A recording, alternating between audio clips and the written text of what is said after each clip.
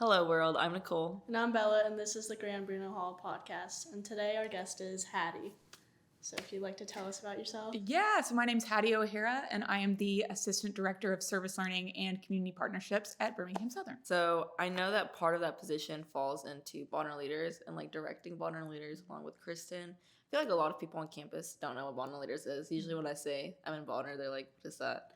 Explain Bonner and why you think that benefits BSU. Yes, so the Bonner Leader Program is a national organization that the whole idea around Bonner is that we believe that service in the community, getting out in your community and giving back to your community, just adds value to your college experience, like academically, socially, as a community member, it adds value. And so what the Bonner program does is help students prioritize time to make sure that they're getting out and doing it. Because students, of course, a lot of students want to get out and serve their community, but when it comes time to do it, it's really hard to prioritize that when you're 18 years old, 19 years old. And so what the Bonner program does is helps you prioritize that by compensating you for the time you're spending out in the community.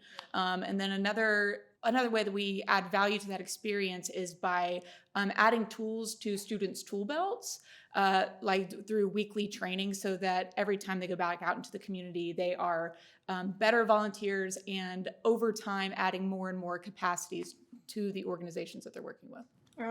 Sort of with that, something that you've brought onto campus is some market food trucks. Mm-hmm. So can you tell us how that came to be? Yes. So, oh man, that's either that's one sentence or that is a novel. So the mobile market all got started because in November of last school year, Nicole and some other freshman students came to me and they were like, Hattie, how do people feed themselves during January? And I was like, what are you talking about? Because when I was a student at Birmingham Southern, I was off campus for all of my Januaries, and y'all told me the meal plan is so limited for the semester of January that you can't feed yourself enough to survive. And so y'all were like, we're gonna come together as a freshman girls hall and pool our swipes in the caf so that we can get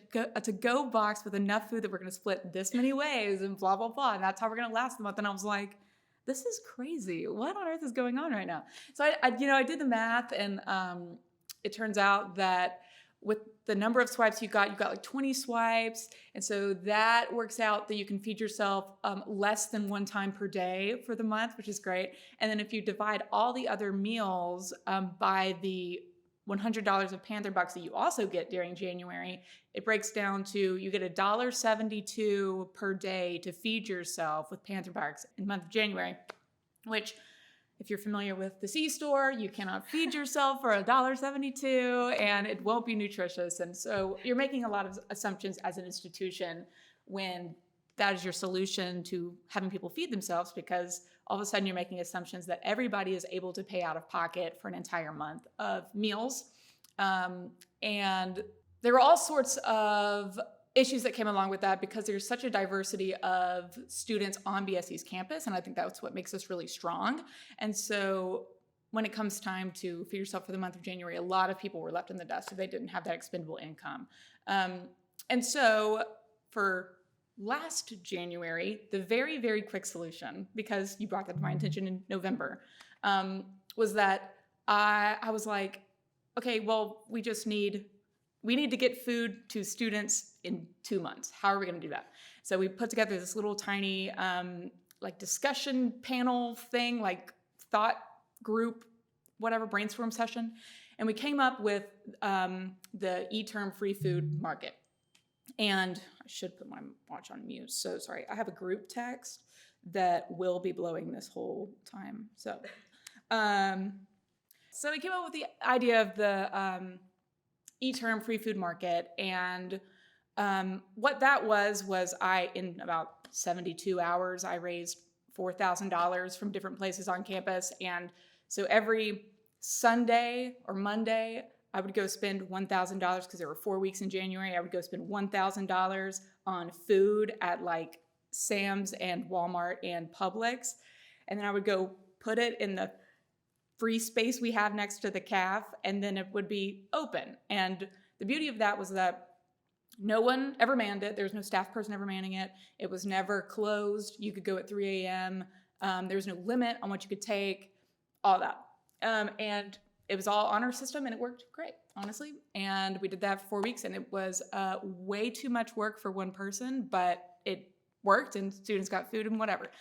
All of that to say is that when I realized that that was meeting a need on campus in a way that the Panther Pantry was not meeting a need, the differences there being the Panther Pantry is a closet in the back of the student development building or office that is locked, and you have to go ask somebody for the key to unlock the closet to get the food, and you can only get it during certain hours. And so there's this huge stigma around like, I am food insecure, and so I need to go ask somebody for the key to go open this closet so that I can get my sack of dry beans or whatever is in there. And so what this open market did was anyone felt totally compelled to go in there and take whatever they wanted, and whether or not that meant that they were, you know, by definition, food insecure, however you want to define that. But because everyone was using it and it was in the middle of campus and it was totally all windows, you could totally see in, everybody felt empowered to go in. And so the people that were food insecure felt empowered to go use that resource.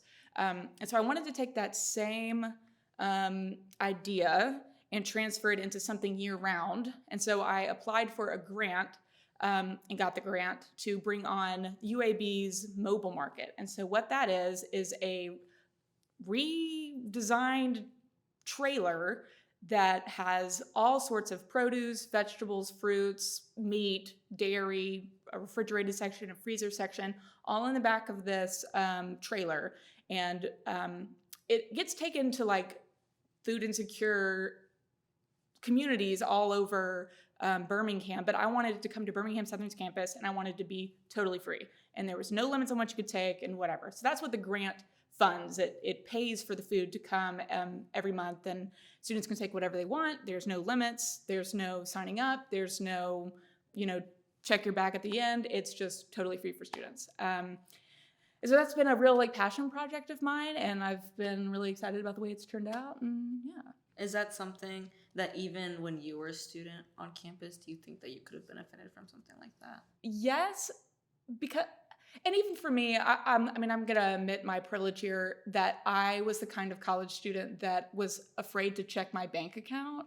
Like, I would just move through life checking out at Target, and then that's when I would find out that I didn't have any money in my bank account, and I would be like, no problem, and I would step off to the side and then transfer money back to my bank account. Like, I was so removed from my financial need when I was a college student, but I was a commuter, and the commuter meal plan is so weird, and I just had so many days on campus that I would just ate whatever was getting stale in the back of religious life, and that was how I fed myself. Or my friends would be going to the caf, and I'd say, if you could just put an extra roll on your plate, that'll be lunch and I'll be good.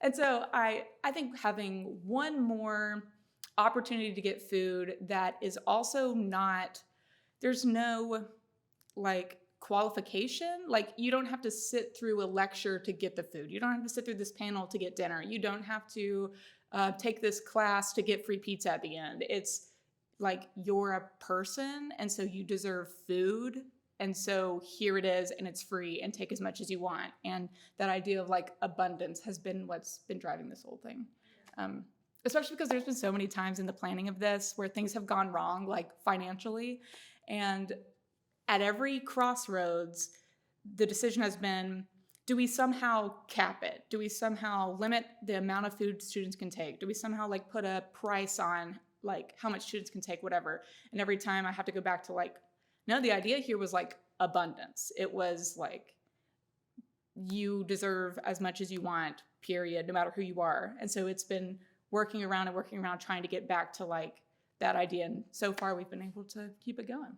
What's the difference between being a student and a faculty member? There's lots of little things like learning to call all of the faculty members by their first name is so weird. I still call Dr. Cottrell Dr. Cottrell. And so many times in emails, she's like, "You can call me Amy." And I'm like, that feels like disrespectful to call you Amy. Or like we have professors named Rick. And I'm like, I can't call you Rick. I won't even call my friend Rick. Like that's, I need something else. Give me something else. Yeah. And so that's a really hard transition. But as with everything, when it comes time, when you have the opportunity to work at a place that you love, like an institution that you love, there's always going to be some like pain points of like seeing how the sausage is made, I guess.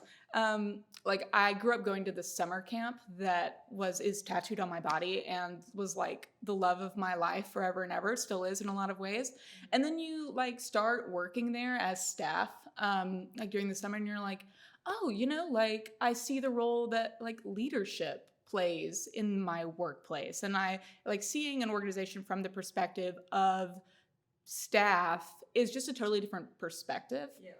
But in ways I think that like I left Birmingham Southern totally in love with Birmingham Southern, and I like still am totally in love with Birmingham Southern, but just in a really like more enriched way, like in a more realistic way. Yeah. I think at the time it was just like, oh, I love my alma mater because I had fun and I learned a lot, and I love my friends or whatever. And now it's like I love Birmingham Southern because I'm like acutely aware of how many people, hundreds of people, are like working to make this place exactly what it is, and like all of its 10-year, 20-year dreams down the road. And and I think that it's like it adds like friction points, but like in a good way, I think. Yeah. I know you've told me about this before. Mm-hmm. You went to Sanford your first year, yes, and then you transferred into Birmingham Southern. Why did you choose BSC? Yeah, good question. So when it came down to choosing a school, like senior year of high school, I was between a few different schools. I was dead set on Belmont in Nashville for the longest time. Went and found a roommate and did all that fun stuff. And then that ended up not working out. And so it was between Birmingham Southern and Sanford were my two final options. And I had no idea what I wanted to do with my life when I was 17 or 18 years old. Like, I don't know, every 17 or 18-year-old. And so I didn't really care what my major was going to be at the time because I didn't really know. Like, I kind of wanted to do journalism. Mm-hmm. And so there was a journalism program at Sanford, like strictly journalism. We have like media and film studies, which kind of transfers, but not print journalism, which is not exactly a lucrative career at this point. So I'm kind of glad I didn't do that. And so, but really what drove the Sanford decision was that it was beautiful. Like you show up on campus and they've got this like beautiful lawn. And I was like, oh, I can picture myself throwing the Frisbee there with my friends. Because I had this like picture in my head of like what college looked like, I think. And I was like, oh, it's beautiful. It's like lots of green grass and throwing the Frisbee between classes. Yeah, I've seen the movies. I know what college is, no problem. And so I went with Sanford. I had a fine first year, made a lot of great friends that are still my friends to this day. But it wasn't for me. It's not important. I don't need to go into all that. It's not important. It wasn't right for me. And so but my whole freshman year, I spent a lot of time at Birmingham Southern. I had friends here, and believe it or not, Friday and Saturday nights at Sanford are not something to write home about. And so I would come over and visit my friends here and had so much fun. And then I watched everybody do E-term for the first time. And that's what really like sealed the deal. Because my first E-term at Sanford, I took a math class, and I just sat in math class for 5 days a week for like 6 hours. It was terrible. And so I was like, I want to travel. I want to like take a class on Bob Dylan. I want to do whatever. And so there was one morning I woke up, I had an internship, I was getting ready to go to that internship, I was at Sanford, and I was like, I thought to myself, my sister's at Auburn, and she seems like she really likes college. Like, she seems like she's having fun. Yeah. Should I be enjoying this? Should I be like having fun right now? Right. Like, should I like my school? Asking myself all these questions. And I was like, it was like 4:30 in the morning, and I was like, you know what? I want to transfer. I want to transfer right now. So I texted my parents. I said, what do y'all think about me transferring to Birmingham Southern? And they were like, we love it. And so I sent an email that day. They reinstated my scholarships that they had offered me that day. They were like, please come on. And I think they knew. They felt it. They were like, why is this girl over at Sanford? I have no idea. And so it was great. Ultimately, it was E-term that brought me here. And then like every single day afterwards, it became more and more increasingly clear why that transition was so right for me. Yeah. So I'm so grateful that I woke up one day and just had an inkling. Right.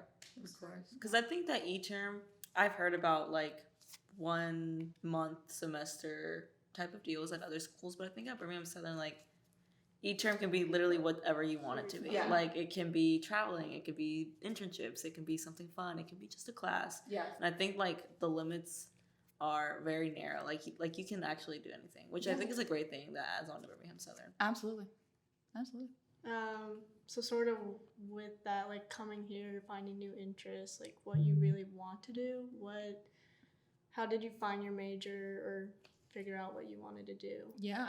So I started as a journalism major, and my goal was I always loved getting off campus. It started because I was at Sanford and I wanted to get off campus, and then it turned into falling in love with the city of Birmingham, and that's another real reason why I transferred to Birmingham Southern, because I was looking at like other states, but I was in love with the city, and so I was like, I want to stay in town. I'm going to go to Birmingham Southern. So I had been doing all these internships in journalism. I worked at a radio show, I worked at a magazine, I worked at a PR firm, I did all these different things. And one time working at that magazine, I was writing a story about countertops in Mountain Brook, like Mountain Brook people's countertop choices, which is hilarious. And I would love to go back and find that article because I bet it was awful. Yeah. Because I remember sitting there and being like, this can't be all there is. Like, this isn't what I want to do with my life. And I started talking with people and found some people that were like doing social justice, is really what I was calling it in my mind at the time, as a career, like advocating for the rights of people as a career. And I had just had no idea that was even an option. Yeah. And so I came back to school and I figured out I could create my own major. And so at the beginning of my junior year, I created my own major in human rights.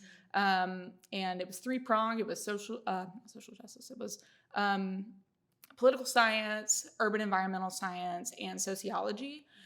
And it was amazing. It gave me this incredible perspective on like all the different ways that I could move forward with that work. And I started interning with nonprofits every semester. I ended up having an internship every semester I was in school. And I kept working with nonprofits. And then I fell in love with the Birmingham nonprofit community. Mm-hmm. It's a really small, tight-knit community of people that are doing like nationally acclaimed work. Yeah. And the people of Birmingham really lean into that work as a community to like support it and to be a part of it. And so I knew that that's really where I wanted to be working. So right out of school, I started working with the Birmingham Education Foundation. And ever since then, I've been working in like education reform, education equality, and really like connecting people to that work, like community members to that work, which is really what I'm doing here, is I'm connecting the Birmingham Southern community with nonprofits to like learn how to give back in a way that's like sustainable. Right. Yeah. And you've kind of already gotten into this with like E-term or like internships, being able to make your own major. There's a lot of things that Birmingham Southern can provide to their students. What is one of those things that you like miss from being a student at BSC? Mm-hmm. Which can be something academic or it can be something simple, like I miss my friends. I'm really lucky that a lot of my friends live within walking distance from my house. Yeah. I think I just really miss,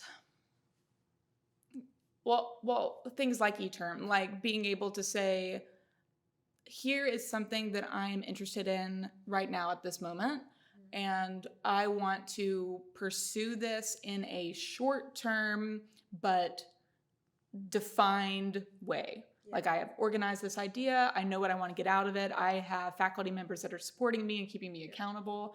And that sort of structure is something that's really hard to set up for yourself in the real world. Because like after graduation, y'all could always say, I want to make a podcast. Everybody does it all the time. But you don't have access to resources. Like, you don't have Kristen saying you have to do XYZ, and then like a board of faculty members saying you have to do XYZ. And so y'all are really like supported in like dreams that you want to do, even just in the short term. Like, it doesn't have to be your major. It doesn't have to be what you want to do for the rest of your life.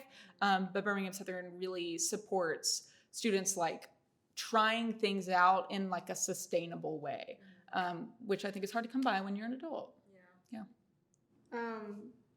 With like that change, sort of, how has like from your time as a student transitioning into working here, has the culture like adapted to the times? Would you say? As in like BSc culture. Yeah. I think so. When I think about my transition from college to adulthood, it took me like 2 years in the real world to become like knowing my own worth and knowing what I wanted to achieve and what I wanted to like go after in the real world, I guess. For the first like year in the professional world, I really just like let stuff come to me, and then I would do it. And I never really, I was like, I met deadlines, but I never like Had a passion. it was just like, I'm meeting these needs because somebody told me to do something, but I'm not thinking about like, if I had to dream big, like what would these things look like? Which, oh my gosh, figure out how to do that now. Don't wait until you're 24 to start dreaming big about your life. Which is so funny if you know me now, especially within the context of Birmingham Southern where I work, but I wasn't like working especially hard. Yeah. I was just kind of like going to work and sitting in meetings and being okay. And sometimes I was late, and sometimes I didn't do stuff, and I didn't keep a calendar. And so it's hilarious. It got to the point where one day I was just like, what would it look like if I was like a really hard worker and like a really good employee, and I like was really, really impressive? Like, what would it look like if I was really impressive? And then I was starting a new job at that point, not Birmingham Southern. And I was like, what if I just played pretend like I'm really impressive? Because they don't know me. So what if I just pretended? And so I started pretending like I was this incredible worker and really impressive and whatever. And then I was like, all it takes is pretending. And like, what would the really impressive version of myself do? Oh, she would like have that thing that the deadline's a week from now. I'm going to do it today and turn it in today. And like, that's really impressive. Or this thing that I'm supposed to meet this bare minimum, I'm going to bring it up here and make it something really incredible. And then all of a sudden, I was like a great employee. It's really that easy. Anyway, all of that to say is when I think about Birmingham Southern's culture, something I'm really impressed about with current Birmingham Southern students is that they're already doing that in a way that maybe students were when I was here, but I just wasn't paying attention to because I was goofing off like 24/7. But had a lot of fun, but I didn't like achieve much, which is okay. I think it's fine. I forgive myself. But when I look around at Birmingham Southern students now, people are like hustling hard and like achieving things and being the most impressive version of themselves already, instead of like waiting for shit to hit the fan and then becoming that version of themselves. Yeah. So in that way, I do think that Birmingham Southern is like, and students in particular are like shifting with the times and like looking forward into their professional lives or just postgraduate lives and like becoming that person already.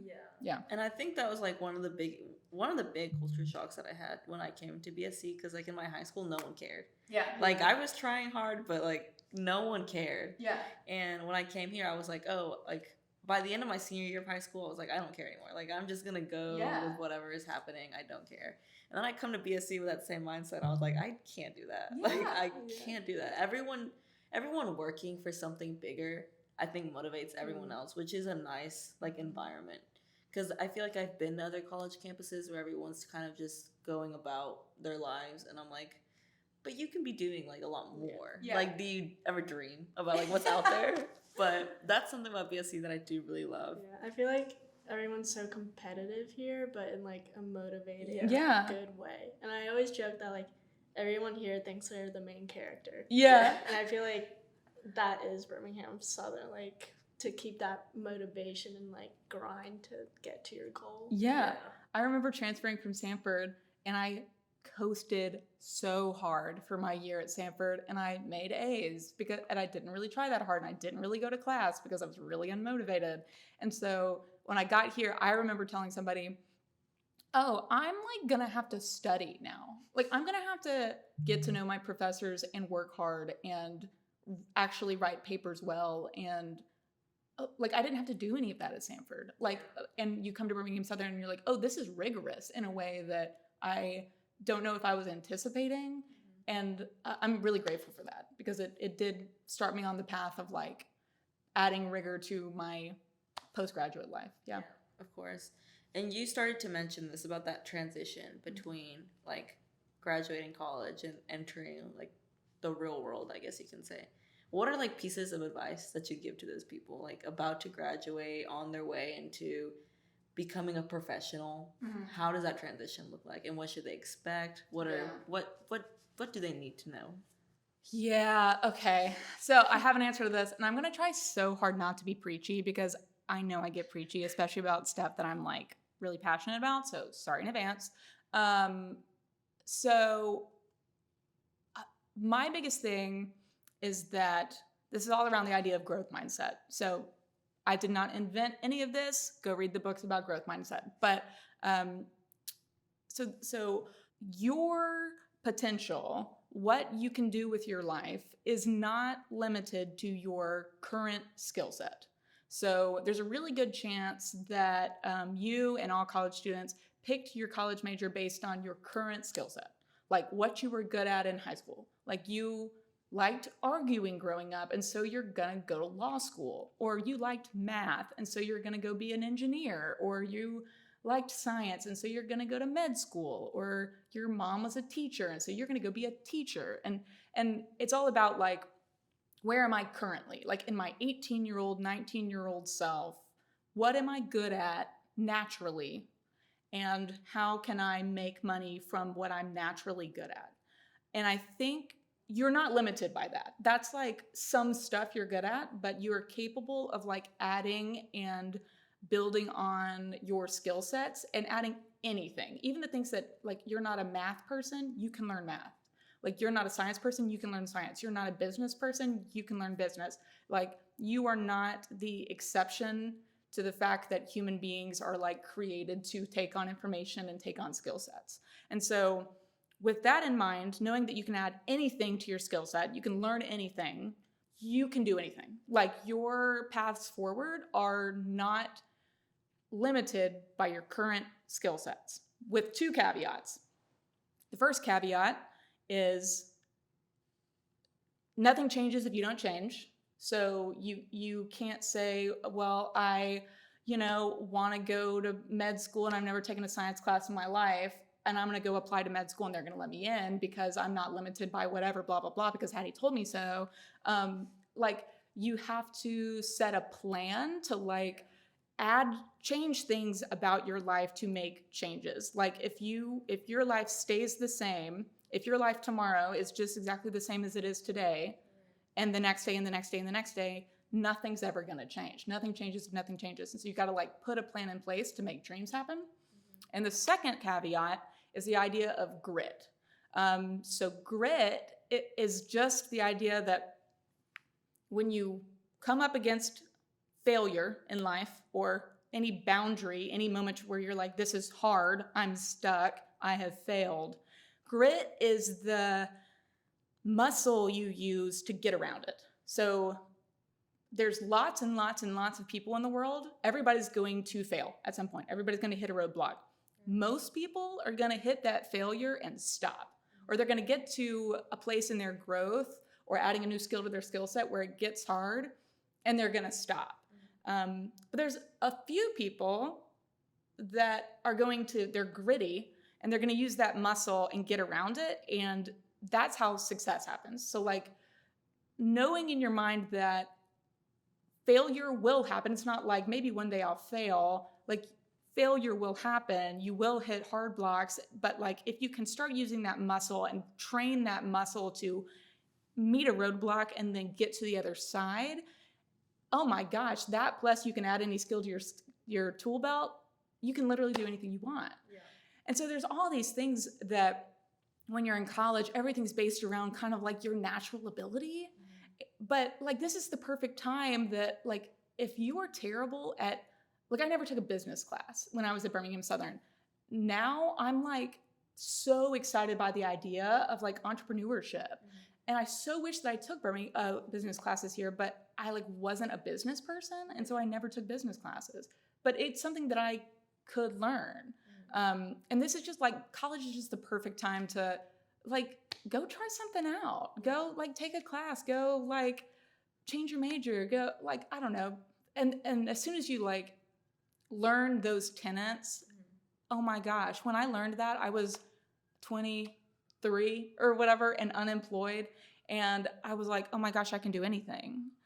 I could do anything. And do you know what I did? I went and toured SCAD, the Savannah College of Art and Design, their interior design grad school program to get a BFA in interior design, not BFA, MFA in interior design, which is bonkers because I don't have an art degree. You have to have a bachelor's degree in interior design to go get a master's in interior design most of the time, especially at SCAD, which is like the best place you can go get that degree. But I was so inspired at the time of like, what if I could really do anything? What would that look like? Oh, I'm gonna go design restaurants because I am so inspired by like the design of restaurants and like the user experience there. So what if I go tour SCAD? And I did. I went tour SCAD and they didn't know that I didn't have a degree in whatever. They gave me the whole experience.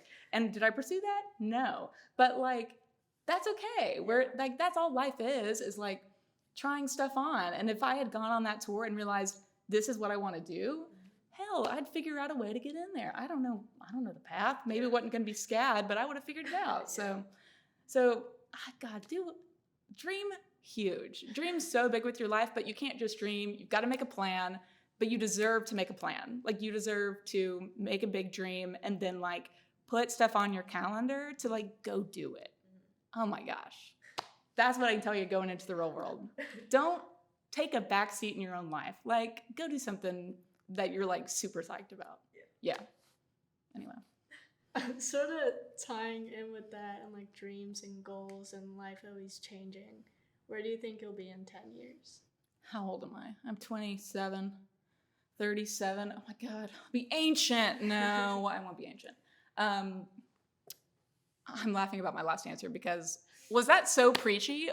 Every single time I talk about growth mindset, I get so preachy, but I'm like, I feel like I can do anything now. I feel like I need that. Please do. Oh my gosh. It's hilarious to think about all the years of my life where I was like, what am I good at? Well, I'm good at helping people. I'm good at making people laugh. And I was like, well, here's my career. I'm either going to be a comedian or I'm going to be work in nonprofits. Those are my two options my whole entire life. And then when it turned out that I could do anything, I was like, well, I wish I knew this years ago. So now I try to tell everybody. I feel like that was my mindset coming into college a little bit because I told Bella at the beginning of this podcast, I was horrible at math and science and I still am really bad at math and science. Yeah.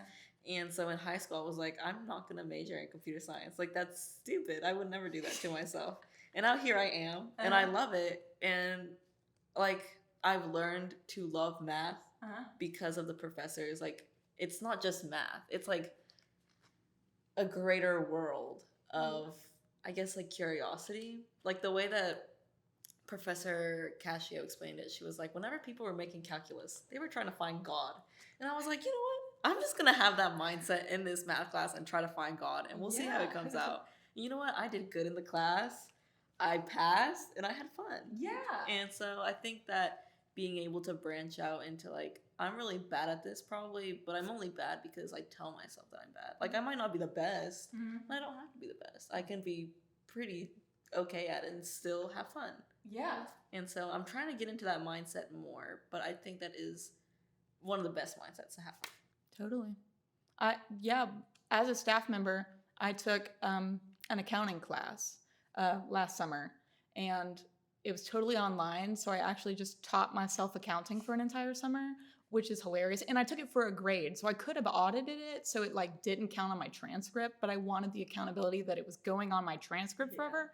And so it was like, that was really the first time that I put that growth mindset in motion. I was like, here's a topic that I actually know nothing about. It's all math-based, and I'm, quote, not a math person. That doesn't exist, by the way. Math people don't exist. It's just, don't worry about it. You're a math person. Go learn math. Go learn math. Anyway,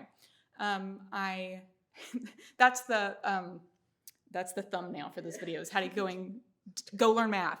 So anyway, I had no background in this, no business classes, no math, nothing. And I was like, okay, if I could learn anything, I can learn accounting. Yeah. And so hell, I made an A in that class. I taught myself accounting. Did I cry? Yeah. As a staff member taking a class post-graduation, because I was so frustrated, and there were so many moments where I was like, this is impossible to learn. And then I got to the other side of that, and I learned accounting. And so now that I know literally the basics of accounting, I feel so empowered, and I feel like I can do anything, which is very, very dangerous. And also I have a real appreciation for accountants, because, oh my God, that's really, really hard. Anyway, what was the question that you brought up? 10 years. Yeah. Oh, yes. So I'm 37. When I'm 37, I would love to have started something. Like I said, I'm really excited about the idea of entrepreneurship.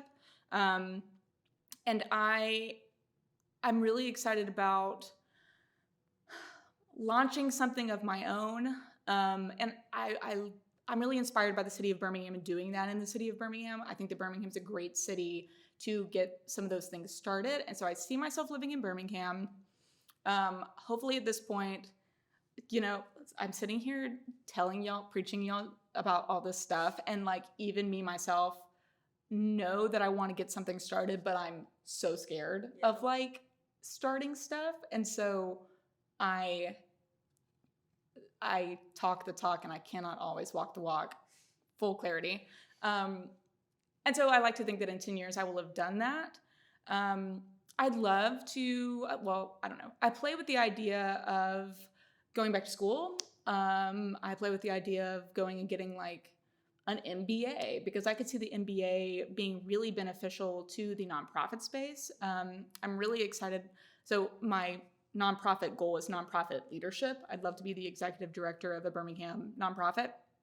And really my vision for leadership in the nonprofit space in Birmingham is kind of helping nonprofits create their own revenue. So right now, nonprofits traditionally are totally reliant on grants and donations, which makes the mission of the organization and the programming of the organization have to fall in line with the grants, and really heavily reliant on the board of directors, which is not always in line with the clients of the organization and what their actual needs are, what the community's needs actually are.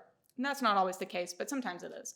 So I'm really excited about the opportunity to help nonprofits move into creating their own revenue, because a lot of times you're told that to be a nonprofit, you cannot have profit, but that is not actually true. You can create profit for yourself and help meet some of your own expenses to make yourself more autonomous and be able to make your own decisions and make the decisions that are best for your community.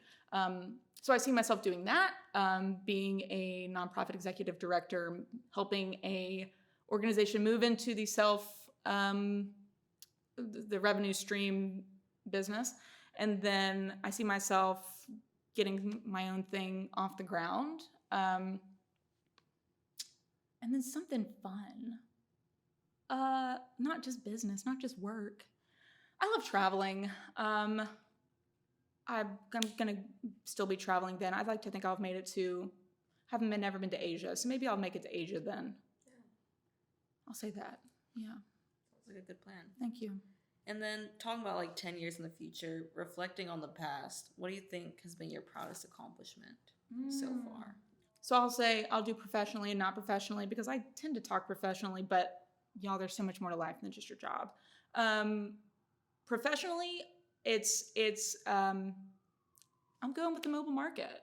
I'm so excited about that. And the like free food market and just kind of like striking out into something that is in no way connected to my job description to meet a need.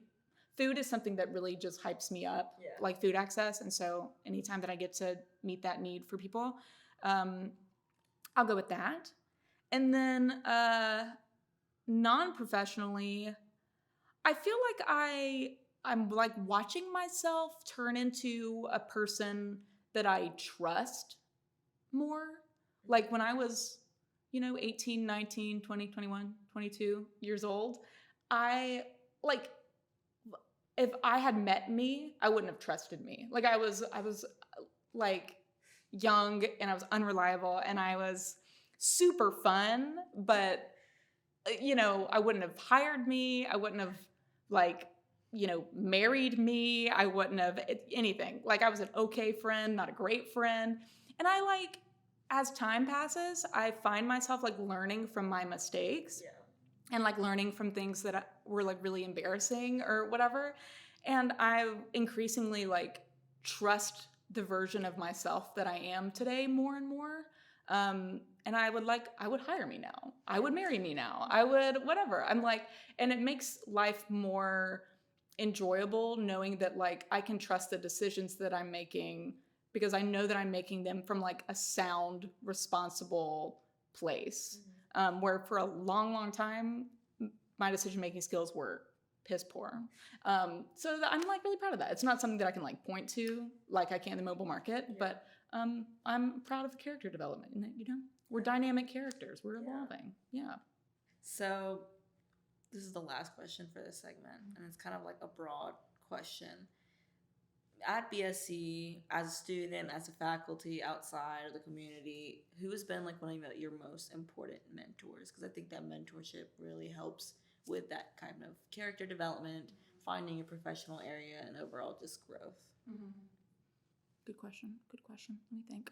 I have a lot of like former bosses that I've worked with a lot of really great women, like female bosses that have just been exceptional. And I really rely on them for some, for like professional development and like quick professional questions and things like that. It's like a little team of literally the coolest women in the world.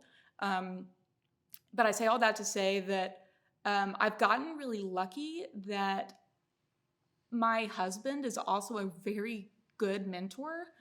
He got started in the nonprofit space in Birmingham, and he is now like kicking ass doing consulting stuff and whatever. But he's like crazy smart and has an MBA and is very business minded, but is also very relational and like understands people stuff in a way that I don't always. And so I'm really lucky that not only do I have like this team of strong women leading nonprofits that I can text and ask random questions and whatever, but I also have like a mentor at my house right now that when it's like I just want to throw around the idea of XYZ, it's not only getting to talk to my husband about that, but it's like getting to talk to somebody who has so much wisdom around when I talk about business, he has wisdom there. When I talk about nonprofits, he has wisdom there. When I talk about like networking and like professional connections, he has so much wisdom there. And so I got really lucky with that. Not to say that your husband needs to be your only mentor, God, or you don't need to like marry somebody who is also a good mentor. That's not necessary. But I got lucky there, which I think is really great. Yeah. And with that, I feel like whenever I tell people that I want women as mentors or I like to be in spaces with women in power, people are like, well, what's wrong with men? Can you just give like a quick description of why like having women in mentoring spaces or in like positions of power is a comforting thing? Yes. Oh my gosh. Yeah. Do people push back about that? Yeah. So there have been many times in my career that I feel a way at work and I'm thinking about what my next step should be. And I've learned that when I ask men, what should my next steps be? Their answer is traditionally very different than if I ask a woman, because there's something that is deeply embedded within the woman's mind about how to move in professional spaces. And there are things that men feel really, really comfortable doing, or like it feels more natural for men to like, you know, speak up and slam their fists on the table and make a point in XYZ. But navigating that as a woman is just is different. It is somehow different. Like working with power dynamics as a woman is different. Like wanting to pursue success in your career is different as a woman. And then you need to talk about intersectionality and like all the spectrum of being a woman and what that looks like, because it like my space is like being a white woman holding a lot of privilege is very different than like women of color or like trans women. And so even that, I think that like women of color need women of color mentors, because the answer I would give you as like a white woman of like how to navigate a space is going to be different maybe than like the kinds of accidentally learned or like deeply embedded implicit things that like women of color keep in mind as they move through like different power dynamics. And so I think that's something that like a lot of men, when they're giving advice, even if it's like well-intentioned great advice, doesn't always work for women, because they haven't had to like be on the outside of power and have to wiggle their way in, I suppose. Yeah.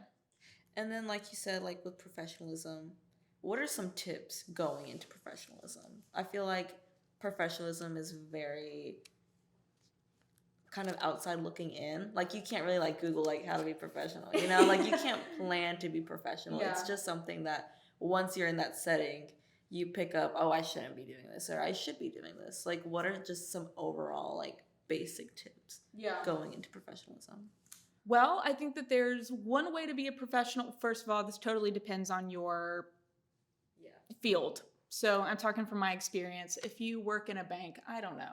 Google it. Wear pantyhose. I'm not sure. I'm just kidding. I'm so sorry, bank people. I think there's two ways to be a professional. I think there's one way where you were like tending to be a professional. Yeah.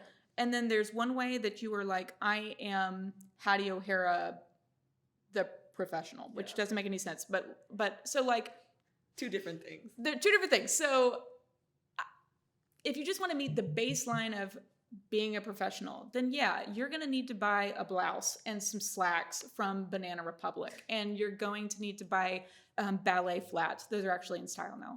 You're going to need to buy pointed toe flats. And you're going to need to go to networking events where you wear a little name tag and shake a hand. And you're going to need to make a LinkedIn page that looks like XYZ. And like, you know, there's all these things that anybody's going to tell you, and you can be a professional doing that. Yeah. But if that doesn't feel like Nicole, then you also need to be doing things that feel like you. Like I think that it was what inspires me about work and professionalism, my career now, is that I've figured out a way to be a high impact, high performing professional, and I still feel like me every single day. Like I'd never wear an outfit that I would never wear out in public. I used to wear these god awful outfits because I like was starting my first job and I was like, I don't know what to wear. I'm going to go, and I had no money. And so I was like, I'm going to go to the cheapest place I can find and just buy 10 blouses and 10 pairs of low rise, ill fitting slacks. Oh my God. And I met my husband doing that. Oh, it was terrible. Anyway. So I didn't feel like myself. Yeah. And I like went to all these clunky networking things that didn't feel like me. And I sent all these emails that didn't feel like me because like they were like what professionalism looked like or whatever. And the sooner that I like recognized with myself, like, okay, I love a great outfit. I love lots of color. I love my white sneaks with an outfit and still calling it professional. I love making people laugh. I love goofy out of office messages. I love like there's a silliness and a funness of like life that I cannot check at the door when I go to work.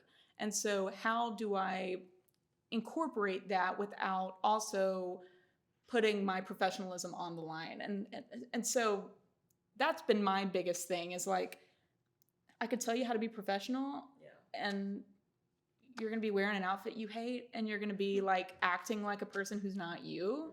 But I think when you get to like get into the professional space and like try on things and figure out what works, then you get to be like Nicole the professional.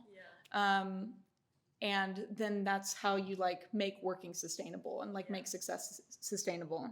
Oh my gosh, because when I was in college, you could not, I was so turned off by like the idea of a career because I was like, it doesn't feel like me. Like what part of this is fun? What part of this is exciting? What part of this, because I kept going to these networking events. But there's like more exciting ways to network. There are like more personal ways to network. And when you like figure those things out, then it's something that like my career is something that really excites me about my life now.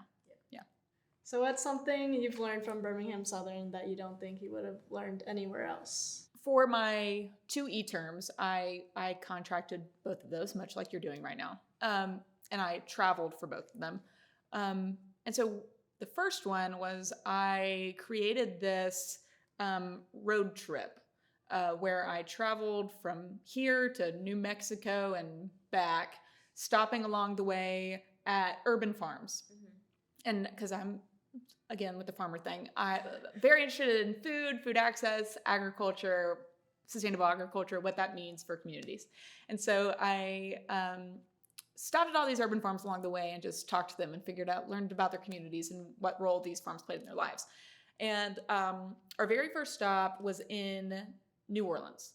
And I stopped at this place in like the hardest hit area after Hurricane Katrina, and in the lower Ninth Ward. And I met this man named Nat who was running this farm. He was from New York, I think, and he came to New Orleans right after Hurricane Katrina. And he was like, he looked around and he saw people, like young people, not going to school and just existing. And he was like, there's something more sustainable to do with these young people rather than just like punishing them for not being in school. And so what he did was he bought a tomato plant, a single tomato plant. And he found one young person who was supposed to be in school. And he said, if you help me take care of this tomato plant, then I will pay you money. And just to give this person something to do with their time. And it worked. And so from there, he added more and more plants until he got this plot of land and right across the street from his house. And it became this huge farm, this huge working farm. They had goats. They were growing everything. They had a whole compost thing going. It was really built out. And he paid young people that weren't going to school to come work at his farm. And the conversations that I had with him really challenged me. And we sat in his driveway in like folding chairs in the middle of the day and had this lovely conversation. And you know, you're very quick to want to be like, well, he shouldn't be paying people to not be in school. They need to be in school. He shouldn't be paying them money because what if they turn around and use that money to buy drugs? And many of them were. Or like all these like questions kept popping into my mind, and the story, what I learned from that conversation really shifted the way that I thought about service and the way I thought about like what it means to make an impact or meet a need.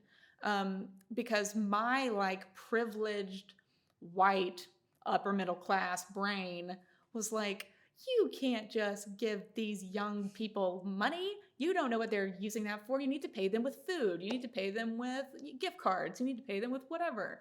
And he just kept being like, yeah, I guess I could punish them for not being in school. But like at the end of the day, what is that gonna do? Like that's what I can offer is a sustainable, like life building opportunity to come and be a part of capacity building work, and then to turn around and get money for it. And if they make the decision to like use that money for drugs, then like that happens. But like making the decision to keep a resource from somebody is not my decision. It's like their decision. And hopefully it's like the involvement with this organization that can help them make better decisions about what to do with their money. And he did see that trend happening. And then what really got me was this farm, they're going to be growing stuff year round, whatever. And there was no locks on anything. There was no gate. There was no nothing. And he was like, this is for people to come and pick whatever they want. This is for people, if somebody needs to use the lawnmower that's in the shed, come get the lawnmower. If people want to rip up a whole tree, come get the whole tree. It doesn't matter. And I was like, what do you mean? Like all this work, you can't just like let people be picking stuff. Yeah. Like there needs to be a Saturday where they come get their stuff from a market and blah, blah, blah. And like, you could get money for it. And he was like, that's not what it's about. Like, it's about meeting this abundant need for people. And what I have is food, and I'm not going to put up any barriers between these people and this food. Mm-hmm. And so that was the first time that like that popped into my head. Mm-hmm. And that's really what motivated the market. Yeah. The first market and the free market now is like that conversation with Nat and how he was like, food is the number one thing that is like freely given. There should be no barriers between people and food. And so people come take whatever they want any time of night, any time of day or whatever. And so that's something that I learned through Birmingham Southern that I've been able to put into practice now. But it's also like that idea is something that I carry with me with like making impacts to communities. It's like, I think without that lesson, I would be more guarded and legalistic about the way that I try to make an impact, I guess. But I feel like there's a more freely given opportunity that's like actually reflective of like what it means to be a good community member, I guess. Yeah.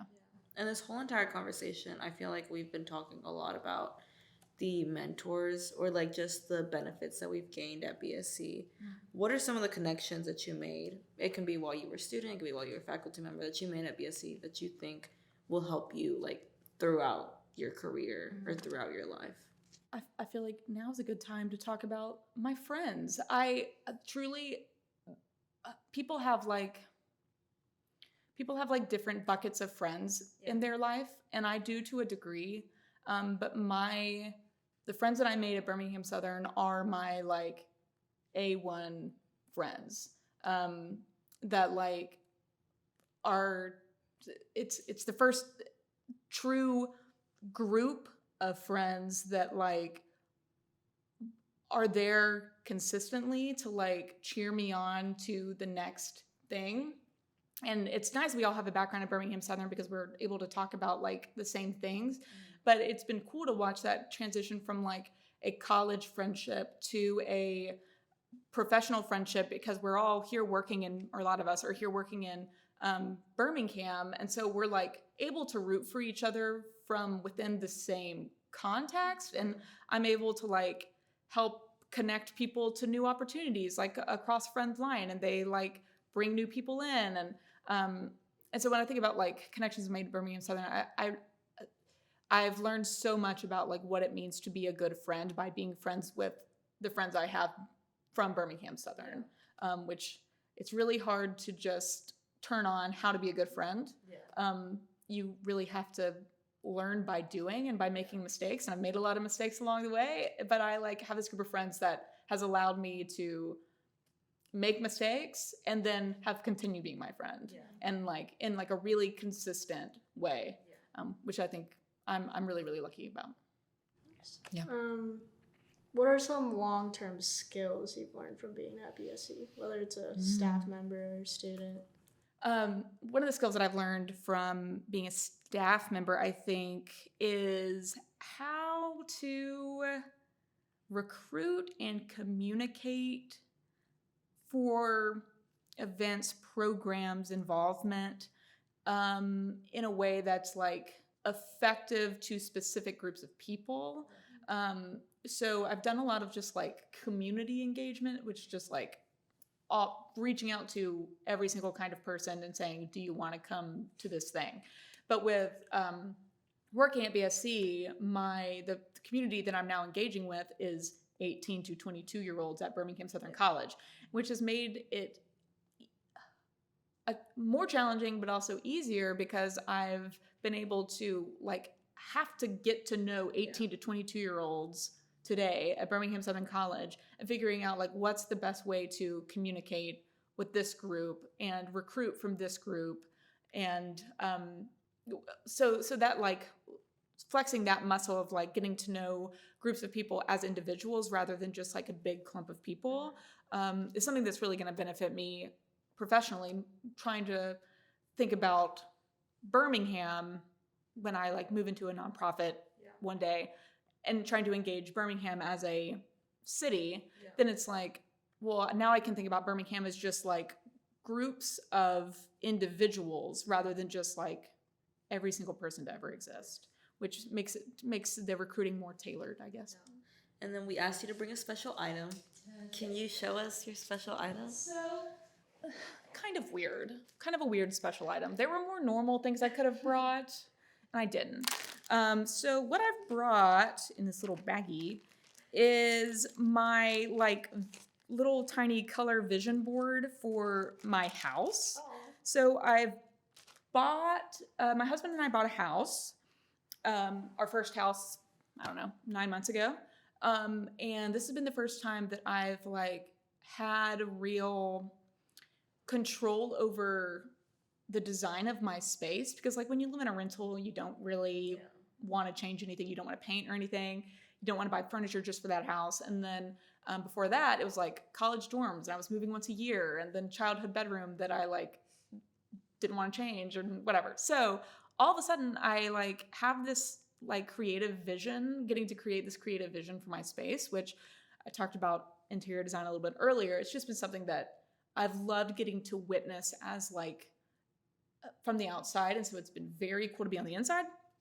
All that to say is it's just my little color palettes. This is the upholstery from the couch that we're getting. And then this is an accent wall. This is the white that we chose. I don't know if you've ever had to pick white paint, but there's 400 kinds of white paint.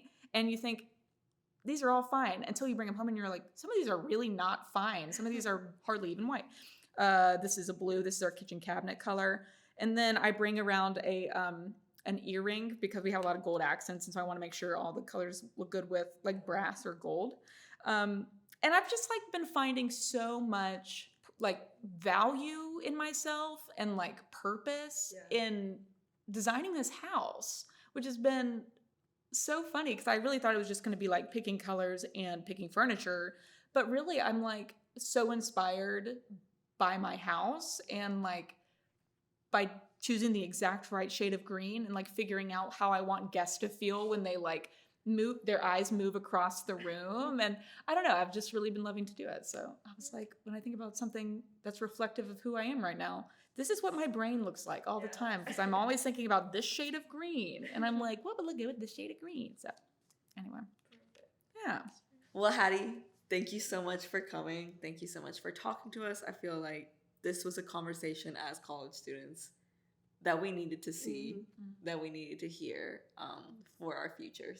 Yes. So thank you so much for coming. Well, thank you for having me. Yeah. Do you have any shout outs? Oh my gosh. Suddenly, I have a lot of shout outs.